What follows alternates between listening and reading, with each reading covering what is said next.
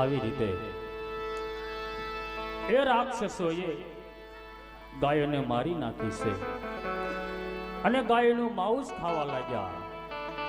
ગોવાળોને ઘણો માર માર્યો છે. આ બધું દ્રશ્ય નારદજી જોવે છે.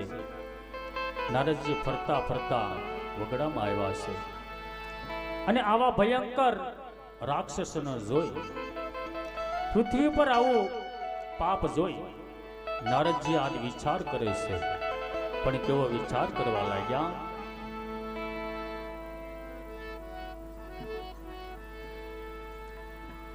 નારાયણ નારાયણ. આ રાક્ષસો ગૌ માતાને પણ નથી છોડતા. ગૌ માતાની અંદર 33 કરોડ દેવતાનું માન છે, એને પણ નથી છોડતા. એને પણ મારીને એના માંસ લઈ જાય છે, ગાયોનો વધ કરે છે. આ બધું શું વિષ્ણુ પરમાત્મા નહીં જાણતા હોય તો લાવ હજી થોડો આગળ જાઓ એટલે હજી મને થોડું જાણવા મળે.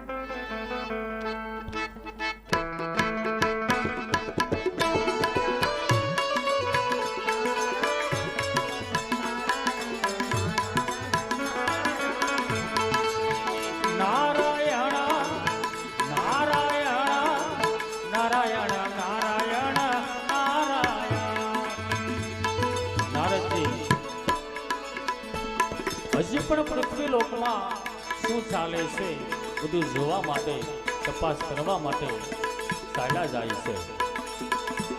અને બંને ગોવાળો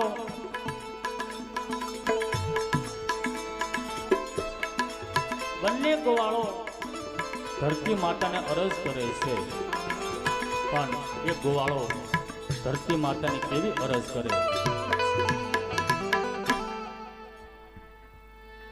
અરે ભાઈ, યુવાન લોકો ગાયોનો વધ કરે છે, હવે આપણેથી જોવાતો નથી, તો ચાલો આપણે ધરતી માતાને પ્રાર્થના કરીએ.